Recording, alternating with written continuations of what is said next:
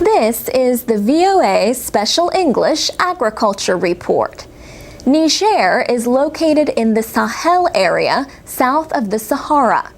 The West African country is largely hot, dry desert. But since the 1980s, Niger has gotten a lot greener. Around the world, trees are often cut down to clear land for bigger farms or more homes for growing populations. But in Niger, many farmers plant trees to protect their crops. They might cut some down, but often to sell the wood so they can buy food during a drought.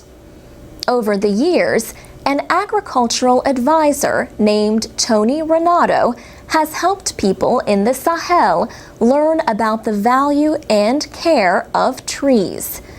Mr. Renato says much of the response has come from farmers themselves instead of non-governmental organizations or government officials. He says the idea of planting trees has spread from farmer to farmer as they shared the idea with their neighbors. Trees can provide a wind barrier. They improve the soil when their leaves fall. And they protect against soil erosion by holding moisture in the ground. Niger often has severe dry periods. Researchers say villages where farmers planted trees did better than others during a drought and food shortage in 2005. Mahaman Larwanu works for the group African Forest Forum.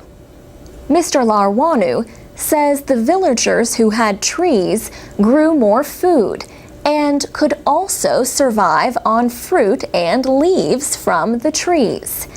And they could cut wood and take it to the city to sell and get some money to buy food. In the past, the French colonists who ruled Niger had a policy of government ownership of trees. Not surprisingly, this policy did nothing to make farmers want to take care of a valuable resource that was not their own. In Burkina Faso, a farmer named Yakuba Sawadogo became internationally known for growing a forest. His neighbors resisted his new farming methods at first. They even burned his land. But later, they saw how trees could protect the soil against the spreading desert. His story is documented in a film called The Man Who Stopped the Desert. But Mr. Sawadogo says in much of Africa, nobody is looking after our forests. For VOA Special English, I'm Alex Villarreal. To read and listen to more agriculture news and for English teaching activities, go to voaspecialenglish.com.